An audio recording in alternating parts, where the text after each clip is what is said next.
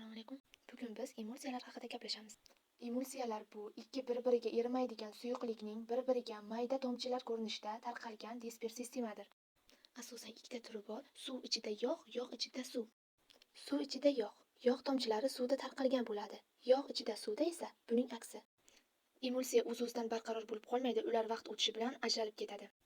Shu sababli emulgator qo'shiladi.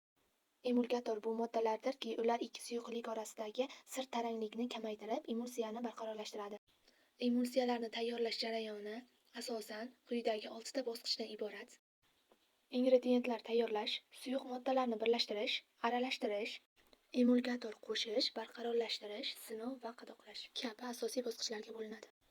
Emulsiyalar oziq-ovqat sanoati, kosmetika, farmatsevtika va kimyo sanoatida keng qo'llaniladi.